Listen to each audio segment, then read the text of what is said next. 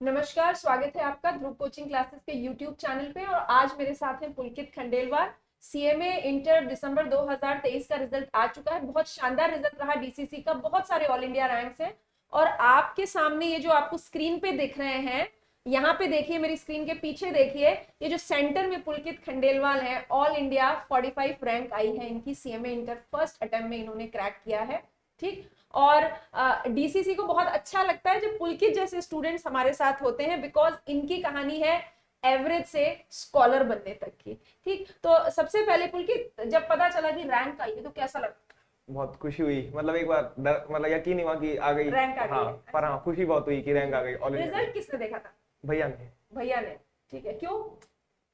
थोड़ा बहुत super students वाली थिंग थी कि मतलब वो देखे तो ज्यादा अच्छा आएगा, ऐसा लग रहा था, इसलिए उनको और दिखवाया। मैं इसे कहती हूँ टोटका होता है, और हमेशा सब बहुत लोगों के लिए काम करता है, मेरे लिए भी करता था। कि जैसा उस दिन मन में लगे ना कि यार ये रिजल्ट यही देखे तो अच्छा रहता है। तो पुलकित, मुझे बताइए कि डीसीसी के साथ आपकी जर्नी कैसी रही सीएमए इंटर की? अच्छी रही, मतलब एकदम फैमिलियर नेचर मिला। सिर्फ पढ़ाई नहीं, और मतलब ऐसा एनवायरनमेंट था कि पढ़ाई के साथ साथ ऐसे सब फ्रेंड्स भी थे, टीचर भी थे, सबका कोऑपरेशन अच्छा था, तो सारी फैकल्टी अच्छी थी, तो बढ़िया रहता था। पढ़ाई भी होती थी और ऐसा लगता था ठीक है, मतलब अच्छी जगह आ गए अपन। तो जैसे मैंने अभी यहाँ पे बोला कि एवरेज से स्कॉलर बनने तक की कहानी, तो स्कूल में जब आप पढ़ते थे, ठीक है, तो आपको क्या कहा जाता था, कैसा बच्चा है ये? एवरेज चाइल्ड था। एवरेज चाइल्ड था, ठीक है, पढ़ लेता था, मस्ती कर हाँ, लेता था, मस्ती सो कर लेता लेता था। था। हाँ। ठीक। फिर इन्होंने ये सीएमए करने लगे। तो जब आप सीएमए कर रहे थे, और मैं स्पेसिफिकली एड्रेस करूंगी यहाँ पे जो सीएमए इंटर पढ़ने वाले बच्चे जो इस इंटरव्यू को देख रहे हैं, कि जब आप सीएमए इंटर पढ़ रहे थे तो आपकी बहुत सारी क्लासेस होती होंगी, तो कैसे मैनेज करते थे पढ़ाई?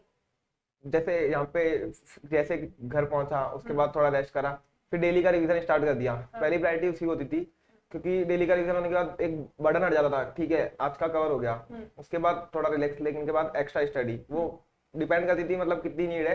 पर हाँ, फोकस हमेशा डेली रिवीजन पे होता था, पहली प्रायोरिटी उसी को थी हमेशा। जैसे आज क्लास लेके कहीं आप घर गए, आपको पता लगा आपको कहीं जाना है किसी पार्टी में, फिर क्या कैसे करते थे? तो पहले डेली का रिवीजन, मतलब जितना हो सके फोकस उसी पे था, उसके बाद ही जाना होता था। मतलब वो बहुत कम टाइम लेता है, हाँ। तो उस पे वो होना ही चाहिए। तो वो रूल था, मतलब एक तरह से कि वो स्ट्रिक्ट था कि वो होना है, अच्छा। उसके बाद ही बाहर जाना ओके। था। आप देखो, ये बहुत अच्छी बात है। हम भी क्लासेस में हमेशा ये कहते हैं कि कंसिस्टेंट रहना बहुत जरूरी है।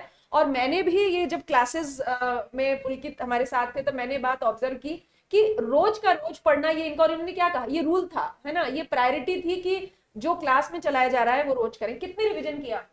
5 बार बुक मॉड्यूल करा है। और पांच? छः। पांच, माय गॉड। दो। अच्छा। और 5 बार आपने रिवीजन किया।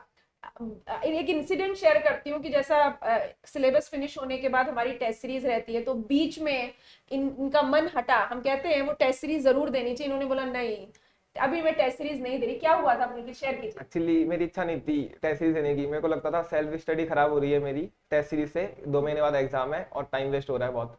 तो मैंने मना करा। फिर मतलब मैम ने और दीक्षा मैम ने बोला कि टेस्ट सीरीज इंपॉर्टेंट है, मतलब हमारा डिस्कशन भी हुआ था, तो उन्हें समझाया कि टेस्ट सीरीज दे, बेनिफिट है इसके बहुत। तो फिर मैंने टेस्ट सीरीज दी, हाँ, और इसका रिजल्ट भी अच्छा था। मतलब जब मैं एग्जाम फाइनल वहाँ पे देने गया, तो बिल्कुल ऐसे फील आ रहा था, मतलब एकदम नॉर्मल एग्जाम है, like we are school exam दे रहे हैं अपन, बिल्कुल ऐसा फील था। वहाँ पे कोई डर नहीं था, एग्जाम देने में डर नहीं था। अच्छा, तो ये उतनी रिहर्सल, मतलब वो हाँ, टेस्ट सीरीज से इतनी रिहर्सल हो गई थी कि अब पेपर देने में लग रहा था ठीक है, पेपर है जैसे दे लिए, अब इतने पेपर दे हो गए थे क्योंकि टेस्ट सीरीज में।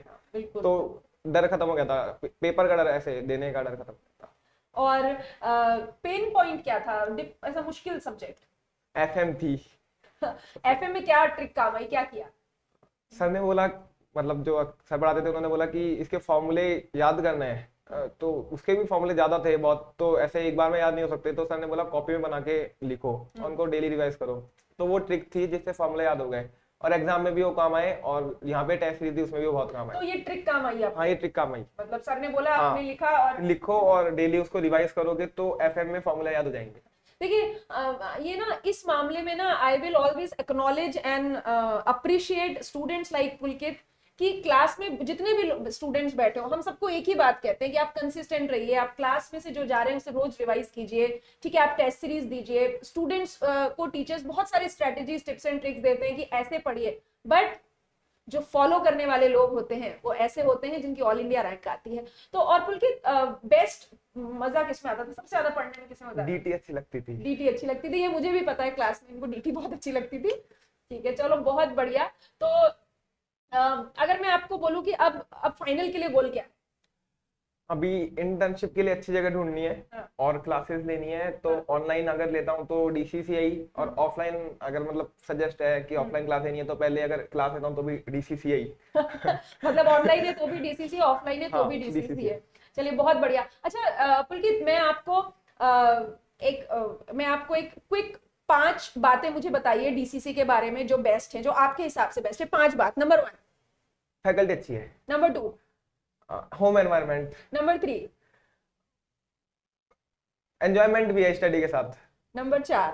Test series. 5। कंसिस्टेंसी मिल जाएगी। Very good, thank you so much, बहुत अच्छा लगता है। ये अगेन कहूंगी, ये थी एक एवरेज से स्कॉलर बन स्टूडेंट की कहानी। और ये बहुत बहुत बड़ी स्ट्रेंथ होती है जब एक एवरेज कहलाने वाला बच्चा ये स्ट्रेंथ शो करता है। डर इनको भी लगता होगा, डर लगता था? हाँ डर बहुत डर ज्यादा लगता था, था, डर मुझे था भी पता है, डर बहुत लगता बार। था। पर ठीक है, डर लगता था, पर उस डर से ऊपर उठना अपने आप में बहुत बड़ी स्ट्रेंथ है जो इन्होंने शो अप की, और रिजल्ट आपके सामने है। तो आशा करती हूँ पुलकित के इस इंटरव्यू को जितने भी लोग देख रहे हैं, आप इनसे सीखेंगे। अगर इनसे आप बात करना चाहते हैं तो इनके कॉन्टैक्ट नंबर आप डीसीसी से ले सकते हैं, ये अपना पर्सनल एक्सपीरियंस शेयर कर सकते हैं, ये अपनी जर्नी शेयर कर सकते हैं, और इससे आप भी फायदा ले सकते हैं। थैंक यू सो मच पुलकित हमारे साथ बनने के लिए।